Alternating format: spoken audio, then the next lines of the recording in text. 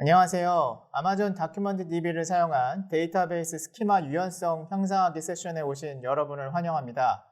리인벤트 한국어 트랙을 통해 고객사의 빅데이터 성공 사례를 발표하게 되어 영광입니다. 오늘 발표는 삼성전자 수석 엔지니어 손지희님과 함께 할 예정입니다. 이 세션에서 저희는 강력한 데이터 플랫폼의 유연성에 대해 말씀드리고자 합니다. 제가 강력한 데이터 플랫폼 구축이란 무엇인가, 처리, 저장 단계에서의 고민은 무엇인가, 이에 대한 아마존 다큐먼트 DB의 역할은 무엇인가에 대해 말씀드리고, 삼성전자 손지희 수석님께서 삼성전자 빅데이터 플랫폼 아마존 다큐먼트 DB 도입 사례에 대해 말씀드리고자 합니다.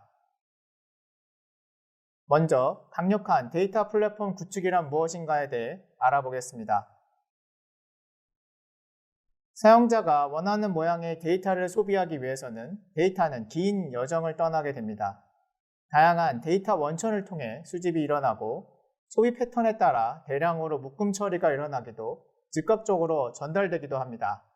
하지만 원하는 모양의 데이터를 소비하기 위해서는 가공 처리 단계를 거쳐 장기 보관과 분석 트렌드를 위해 저장됩니다. 최종적으로 데이터 소비는 다양한 툴과 메뉴를 통해 이루어집니다. 다양한 데이터 소비자 요구를 충족하기 위해서는 개발자와 데이터 엔지니어는 단계별로 툴과 서비스를 사용하게 됩니다. AWS는 데이터 수집, 가공, 처리, 보관, 분석을 도와드리기 위해 화면에 보이는 30개 이상의 서비스를 제공합니다. 파이프라인이 복잡해 보이지만 실제로 사용자가 원하는 소비 패턴에 따라 몇몇 개만 선택적으로 사용할 수 있으며, 간단한 분석일 경우 개인이 일부를 사용하지만 기업의 경우 데이터 전문가들이 단계별 효과적인 아키텍처 수립과 운영을 위해 여러 시도를 하기에 다양한 툴과 서비스가 필요합니다.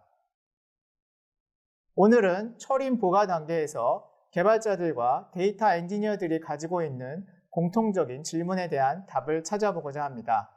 많은 분들이 아래와 같은 질문을 하십니다.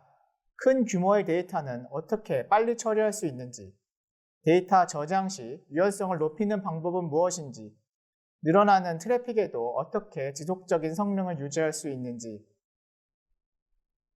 이런 질문들이 계속되는 이유는 데이터로 인한 여러 변화가 가속화되기 때문입니다.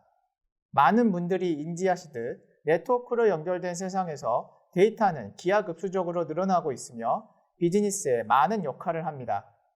개발 속도와 운영 품질을 높이기 위한 마이크로 서비스로의 변화는 데이터와 분석에도 많은 유연성을 요구하고 있습니다. 데브옵스로의 개발, 운영 조직의 변화는 높은 품질의 운영 수준을 요구하고 있습니다. 이렇듯 많은 데이터 변화와 당면 과제를 해결해야 하는 개발자와 엔지니어들에게 클라우드는 관리와 확장 관점에서 많은 시사점을 주고 있습니다. 온프레미스 데이터 저장 처리 플랫폼은 관리자와 사용자가 완전히 분리되어 있다면, 클라우드는 데이터 저장 처리를 위한 관리의 많은 부분을 클라우드에 맡깁니다. 또한 늘어나는 트래픽 감당을 위해 과거 비싼 하드웨어와 정교한 관계형 데이터베이스를 설계, 개발, 운영했다면 이제는 유연성과 처리 속도를 높이기 위해 비관계형 데이터베이스를 늘려가고 있습니다. AWS 비관계형 데이터베이스를 선택함에 있어 개발자와 엔지니어들은 다음과 같은 부분을 고려해야 합니다. 아마존 다이나모DB와 아마존 다큐먼트 DB를 성능과 유연성 관점에서 바라보면 좋습니다. 아마존 다이나모DB는 무한 확정이 가능한 일관된 성능을 보여주는 AWS의 가장 오래된 비관계형 데이터베이스입니다. 아마존 다큐먼트 DB는 JSON 같은 문서 포맷을 몽고DB API로 쉽게 개발하고자 할 때 유연하게 사용할 수 있는 비관계형 데이터베이스입니다. 담고자 하는 엔트리가 400K 이상일 경우 다큐먼트 DB가 유리하며 최대 16메가까지 허용합니다. 또한 복잡한 연산이 일어난다면 다양한 어그리게이션 프레임워크를 지원하는 다큐먼트 DB가 유리합니다. 반면 늘어나는 트래픽 예측이 힘들고 모든 규모에서 일관된 성능이 요구된다면 다이나모DB가 유리합니다. 이제 다큐먼트 DB를 통해 처리, 보관 단계의 고민을 어떻게 해결할지 알아보도록 하겠습니다. 아마존 다큐먼트 DB의 공식 명칭은 아마존 다큐먼트 DB with MongoDB Compatibility입니다. 이름에서 보듯이 아마존 다큐먼트 DB는 몽고DB는 아닙니다. 하지만 다큐먼트를 전문적으로 처리하는 몽고DB API 워크로드를 클라우드를 통해 관리하고 늘어나는 트래픽에 유연하게 확장되도록 설계된 문서 전용 데이터베이스입니다. 아마존 다큐먼트 DB는 관리 측면에서 많은 이점을 가지고 있습니다. 대부분의 AWS 매니지드 서비스가 가지고 있는 장점들, 고가형성, 자동 데이터 백업, 내구성, 보안 베스트 프랙티스, 자동 패치, 자체 모니터링 기능 등을 모두 가지고 있습니다. 오늘 발표 주실 삼성전자 빅데이터 팀은 아마존 다큐먼트 DB는 유연한 문서 모델과 완벽한 관리 서비스를 지원함으로써 경직된 스키마 처리 및 미션 크리티컬 워크로드를 규모에 맞게 운영할 수 있도록 해준다 라고 말씀 주셨습니다. 아마존 다큐먼트 DB는 확장성 관점에서 이점을 가지고 있습니다. 몇 분 안에 컴퓨팅 자원이 확장 및 전환되고 스토리지와 I/O를 미리 지정하지 않고 사용한 만큼 64테라까지 확장하고 하나의 인스턴스가 감당하기 어려운 수백만 읽기를 위한 복제본을 15개까지 확장할 수 있습니다. 글로벌 고객사 중 하나인 아이언은 아마존 다큐먼트 DB를 사용하여 데이터 크기에 상관없이 몇 분 안에 인스턴스를 추가, 확장할 수 있다고 말씀 주셨습니다. 아마존 다큐먼트 DB는 몽고DB API 호환성의 이점을 가지고 있습니다. 몽고DB 어플리케이션, 드라이버 및 도구를 아마존 다큐먼트 DB와 함께 사용할 수 있으며 수백 개의 몽고DB API, 오퍼레이터, 스테이지 등을 지원합니다. 뿐만 아니라 고객이 필요로 하는 몽고DB API 기능을 위해 워킹 백워드 방식으로 지속적인 기능 개선을 하고 있습니다. 글로벌 고객사 중 하나인 프레시워크는 우리는 아마존 다큐먼트 DB가 몽고DB와 호환되는 것이 좋다. 어플리케이션 코드 변경이 필요하지 않고 쉽게 구동될 수 있다. 신뢰할 수 있는 몽고DB 기능 테스트를 할 수 있다 라고 말씀 주셨습니다. 그럼 문서 데이터베이스는 언제 필요할까요? 현재 대상 데이터 타입이 JSON 포맷이라면 최우선적으로 고려해보면 좋습니다. JSON 데이터 포맷은 다큐먼트 데이터 타입 중 가장 대표적인 타입입니다. 대상 어플리케이션 테이블 스키마 모델이 반복적으로 변경되고 유연하게 반영돼야 한다면 문서 전용 데이터베이스를 고려해보면 좋습니다. 이미 알려진 액세스 패턴이 아닌 다양한 조합을 통해 데이터를 조작해야 한다면, 여러 가지 다양한 인덱스를 써야 한다면, 일반적인 워크로드 이외에 분석 워크로드를 목표로 하고 있다면 문서 데이터베이스를 사용하면 좋습니다. 아마존 다큐먼트 DB는 이런 문서 저장 처리를 위해 손쉬운 작업 및 JSON 데이터 저장, 다양한 쿼리, 인덱싱을 지원합니다. 이제 아마존 다큐먼트 DB 아키텍처에 대해 상세히 살펴보겠습니다. 아마존 다큐먼트 DB는 5가지 아키텍처 특성을 가지고 있습니다. 첫 번째, 호환성입니다. 앞서 말씀드렸듯이 몽고DB 드라이버 및 툴 호환성이 높습니다. 두 번째, 스토리지와 컴퓨팅의 구분입니다. 아마존 다큐먼트 DB는 샤딩 방식이 아닌 별도의 스토리지 구조를 가지고 있으며 이 스토리지는 자동 확장되고 컴퓨팅은 스토리지 크기에 영향을 받지 않고 몇 분 안에 늘어납니다. 세 번째는 복제입니다. 아마존 다큐먼트 DB는 몽고DB와 마찬가지로 리플리카 셋이라는 개념을 가지고 있습니다. 하지만 스토리지를 공유함으로써 복제본 확장이 매우 빠르고 분석 워크로드에서 발생하는 다량의 읽기 작업을 스케일 아웃 형태로 분산할 수 있습니다. 네 번째, 내구성입니다. 다른 AWS 데이터베이스와 비슷하게 3개의 가용 영역에 6벌의 데이터를 복제함으로써 AG+1 장애에도 서비스할 수 있는 내구성을 제공합니다. 다섯 번째는 백업입니다. 아마존 다큐먼트 DB는 주기적으로 스트리밍 백업을 통해 S3의 데이터를 보관하며 유사시 데이터 유실 방지 및 빠른 복구 기능을 제공하고 있습니다. 아마존 다큐먼트 DB는 오로라처럼 클라우드 네이티브 데이터베이스 기능을 가지고 있기에 저희는 아마존 다큐먼트 DB를 클라우드 네이티브 최신 데이터베이스 아키텍처라고 부르고 있습니다. 호환성 측면을 좀 더 살펴보겠습니다. 아마존 다큐먼트 DB는 몽고DB API를 에뮬레이션하고 있습니다. 몽고DB 3.6 API 기준으로 고객이 실제 사용하는 API를 클러스터 안에서 식별하여 빈도가 높은 API를 지속적으로 추가하고 있습니다. 최근에는 Select into Table 같은 $out aggregation 스테이지를 추가하였습니다. 또한 파이썬, Go, 자바, 몽고쉘 같은 기존 몽고DB 개발 시 사용하던 드라이버와 툴을 그대로 사용할 수 있습니다. 스토리지와 컴퓨팅 분리 측면을 좀 더 살펴보겠습니다. 전통적인 데이터베이스는 쿼리를 처리하고 데이터를 캐싱하는 영역과 데이터를 저장하는 영역을 비례해서 구성합니다. 따라서 일반 트래픽이 늘어나던, 데이터 트래픽이 늘어나던, 데이터 저장이 늘어나던 컴퓨팅 스토리지를 모두 같이 확장해야만 했습니다. 하지만 클라우드 네이티브 형태의 데이터베이스들은 이를 분리하여 확장성을 높였습니다. 스토리지와 컴퓨팅 분리를 위해 아마존 다큐먼트 DB는 공유 스토리지 아키텍처를 사용하였고, 컴퓨팅과 스토리지 간의 트래픽을 줄이기 위해 체크 포인트 없이 로그만 전달하고 이를 스토리지에서 조합하도록 설계되어 있습니다.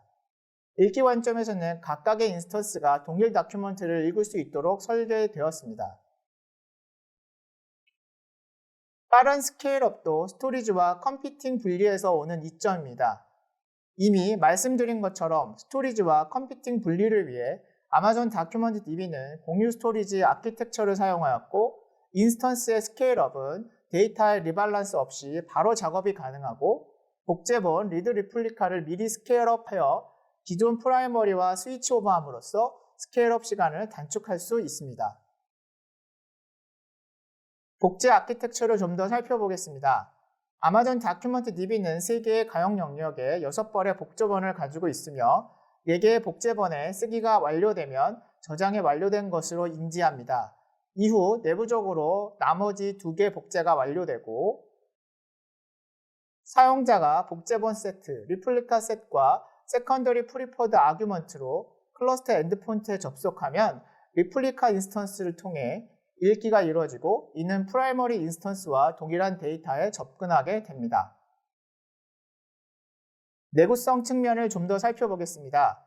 스토리지의 6벌 복제본이 3개의 가용 영역에 저장되기에 기본적으로 1개의 가용 영역과 1개의 스토리지 세그먼트에 장애가 발생하더라도 쓰기 및 읽기가 유지되는 구조입니다.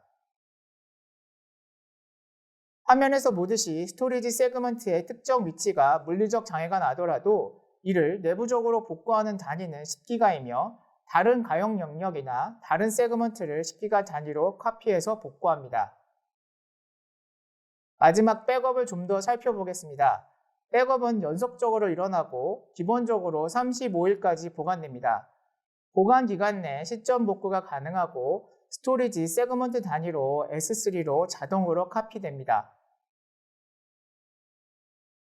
올해 추가된 아마존 다큐먼트 DB 기능을 살펴보면 역할 기반 액세스 제어, 기본 역할 제공, T3 미디엄 인스턴스, 몽고DB 4.0 트랜잭션, 글로벌 데이터베이스 리전 간 복제, 집계, 작업, 인덱스 개선 등이 있으며 이외 기능들도 많이 추가되었습니다. 다음은 손주희 수석님께서 삼성전자 빅데이터 아마존 다큐먼트 DB 사례를 발표해 주시겠습니다. 안녕하세요. 삼성전자 무선사업부의 빅데이터 팀 엔지니어 손주희입니다. 저는 오늘 저희 빅데이터 팀에서 아마존 다큐먼트 DB를 어떻게 적용했는지에 대한 사례를 소개해드리려 합니다. 저희 빅데이터 플랫폼은 아주 다양한 수집원에서 또 다양한 프로토콜로 데이터를 수집, 가공, 분석해서 서비스를 제공하고 있습니다. 이렇게 굉장히 큰 시스템 중에 모바일 디바이스의 진단 로그 데이터를 실시간으로 처리하는 영역에서 다큐먼트 DB를 도입하게 되었습니다. 화면에서 보시는 그림은 이 영역의 데이터 흐름을 도식화한 개념도입니다. 이 영역의 데이터는 단말에서 수집이 되고 데이터의 용도에 따라서 준실시간 마이크로 배치를 통해서 1차 분석이 되고 데이터 레이크로 들어가는 흐름이 있고, 그림의 아래편에서 보시는 것처럼 수집된 트랜잭셔널 데이터를 실시간으로 사용자가 여러 검색 조건에 맞게 조회할 수 있도록 제공하는 플로우로 나뉘게 됩니다. 물론 이 실시간 서비스 영역의 트랜잭셔널 데이터도 다시 준실시간으로 데이터 레이크로 피딩이 되어서 2, 3차 분석의 소스로 사용되는 아키텍처입니다. 데이터 구조에 있어서 가장 큰 고려사항은 수집되는 데이터의 형식이었습니다.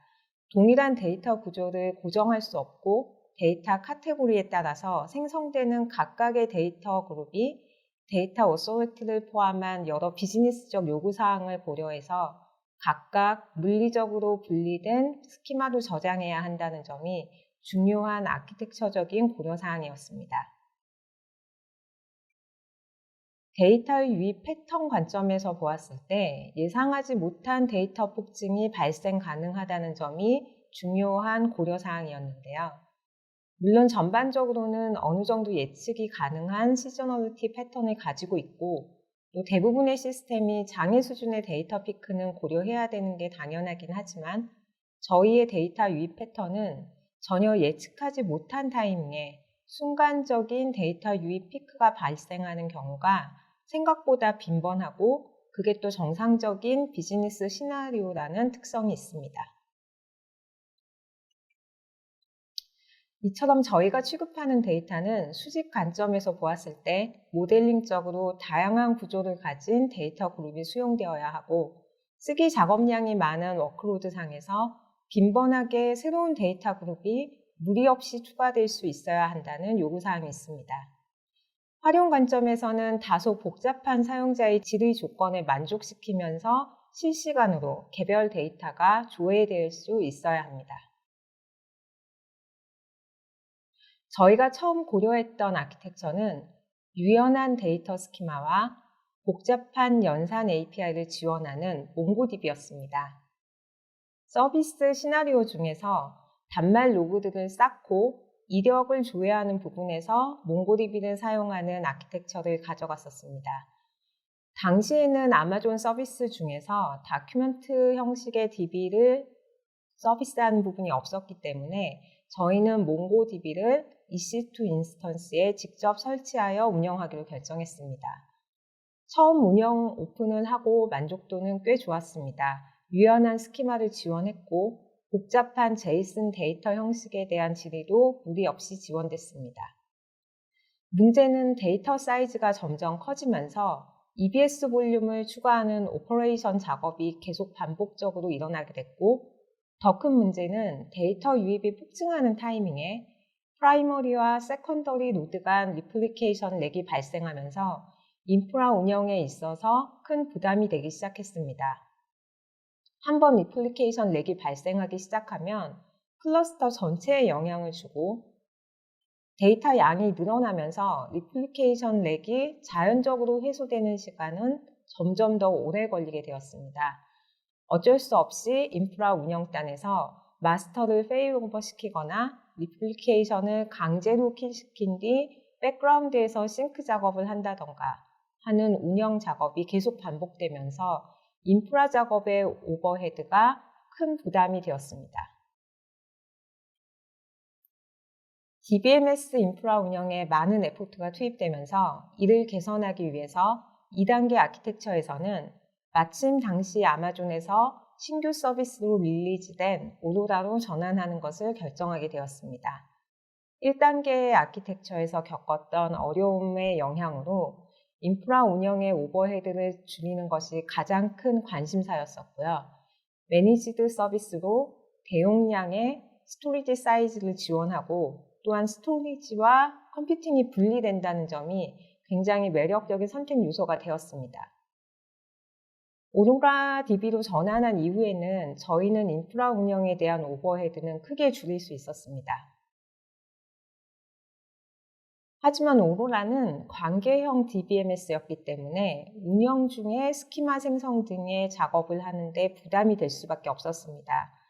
평균 3000 TPS 이상의 쓰기 워크로드가 발생하고 있는 DBMS에 운영 중에 신규 카테고리를 위한 스키마 생성 작업은 DBMS 성능에 영향을 줄 수밖에 없었는데요. 운영 영향을 최소화하기 위해서 스키마 변경을 통제하는 제약을 가져가게 되었습니다. 비즈니스적으로 신규 데이터 그룹이 추가 정의되면 승인 절차를 거쳐서 DBA 작업을 통해 스키마를 생성하는 방식을 취하게 됐습니다. 하지만 앞에서 언급했던 것처럼 신규 데이터 그룹 생성은 점점 더 빈번하게 발생이 됐고 DBA의 스키마 생성 작업이 수행될 때까지 신규 데이터 그룹 수집 작업이 홀드되어야 하는 비즈니스적인 이펙트가 발생했습니다.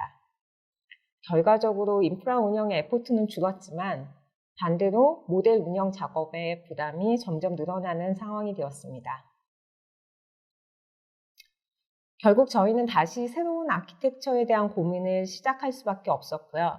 세 가지 설계 사항을 고민하였습니다. 첫 번째, 트랜잭션의 유연한 스키마 구조. 두 번째, 인프라나 모델링 관점에서 심플한 운영 유지 관리. 세 번째는 자동화된 데이터 라이프 사이클 관리였습니다. 운영상의 어려움으로 비즈니스의 확장성을 제약하지 않기 위해서 비관계형, 특히 다큐멘트 기반의 데이터베이스를 우선순위에 두고 모바일 디바이스에서 새로운 데이터 그룹이 추가될 때 API 서버에서 동적으로 다큐멘트뿐만 아니라 컬렉션과 인덱스까지 신규 생성하여 처리하는 어플리케이션을 설계하게 되었습니다. 저희는 이런 설계 사항을 구현할 클라우드 서비스가 필요했고 막 베타 런칭을 시작한 매니지드 서비스인 아마존의 다큐멘트 DB에 대해서 내부 POC를 수행하였습니다. 아마존 다큐멘트 DB는 몽고DB API를 지원하고 스키마 변경에 유연할 뿐 아니라 매니지드 서비스로서 클러스터 관리나 운영적인 부담이 적을 것으로 기대했습니다. 내부 진행한 POC의 요건은 다음과 같았습니다. 앞서 말씀드린 API를 통한 짧은 쓰기 부하, 월 400기가 이상의 데이터 수집, 300TPS 이상의 트래픽 처리, 180일 데이터 보존 기간 설정, 그리고 데이터 레이크로 흘려 보내기 위한 마이크로 배치 수행을 전제로 하였습니다. 하지만 내부 POC를 진행하면서 몇 가지 우려사항들이 도출되었는데요. 자체 API 벤치마킹 결과 동일 부하 발생에 대해서 기존에 운영 중이던 오로라 DB 대비 CPU 사용률이 조금 더 높게 나타났습니다. 이에 CPU 인계값에 따른 스케일업에 대한 가이드라인이 필요했고 또한 다양한 운영상의 베스트 프랙티스가 필요하다는 판단이 되었습니다.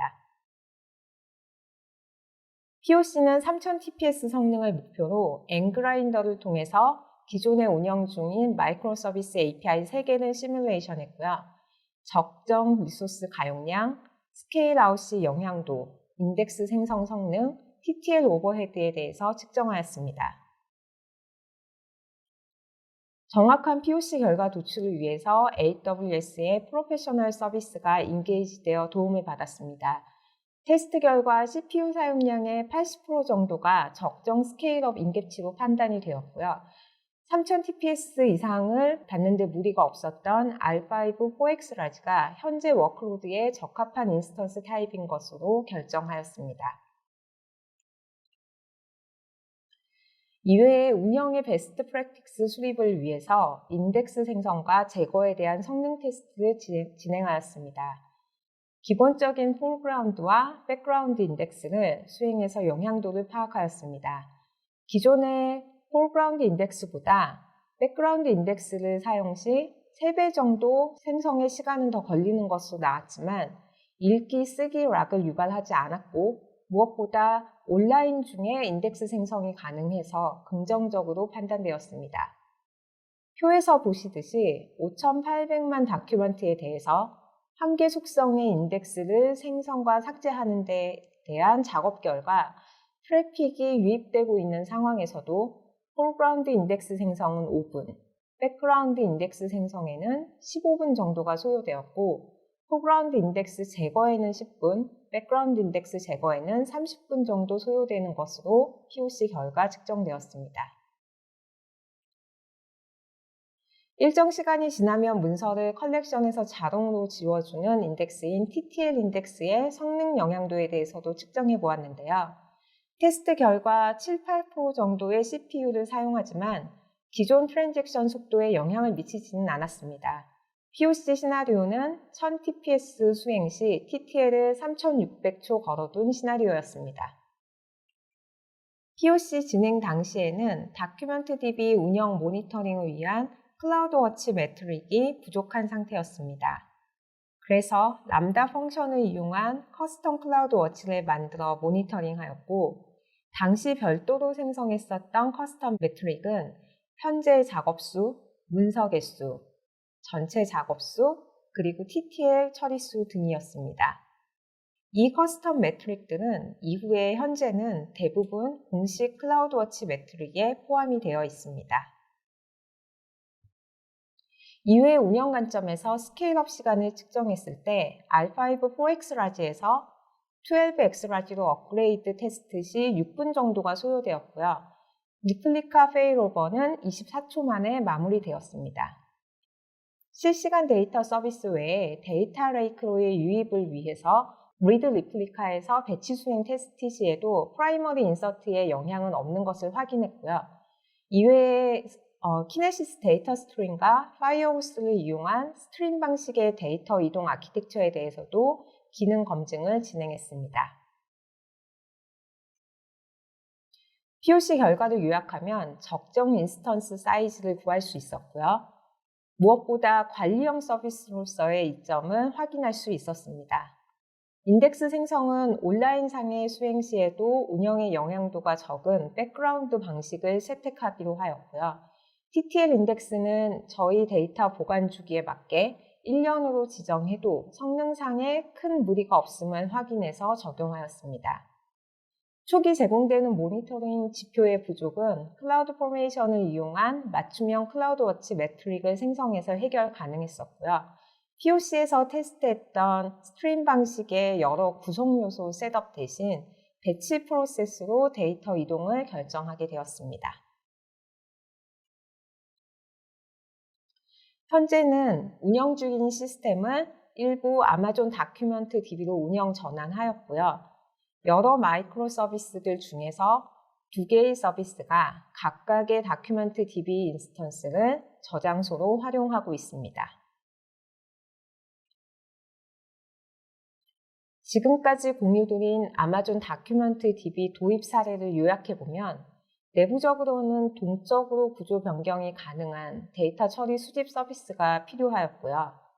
1세대, 2세대 수집 서비스에서는 직접 인프라 운영을 하는 데 대한 비용 부담과 관계형 데이터베이스 기반의 스키마를 사용하는 데 대한 스키마 변경 부담이 있었고, 유연한 스키마 변경 및 손쉬운 운영이 가능한 새로운 아키텍처가 필요하게 되었습니다. 이를 위해서 몽고DB API가 호환되는 아마존 다큐멘트 DB를 도입 검토하게 되었고요. AWS의 여러 팀들과 협업을 통해서 최적의 아키텍처를 설계하고 사전에 다양한 운영 베스트 프랙티스를 확보할 수 있었습니다. 도입 이후 현재는 유연한 스키마 변경을 통해서 어플리케이션 개발 및 운영 유연성을 향상시켰고요. 워크로드 성격에 맞는 아키텍처를 확보하여서 안정적으로 현재까지 시스템 운영을 유지하고 있습니다. 지금까지 삼성전자 빅데이터 아마존 다큐멘트 DB 도입 사례를 발표해 주신 손주희 수석님께 감사드립니다. 세션에 참석하신 모든 분들께도 감사드리며 이번 발표가 빅데이터 플랫폼 구축에 좋은 가이드라인이 되기를 기대해 봅니다. 다시 한번 감사드립니다.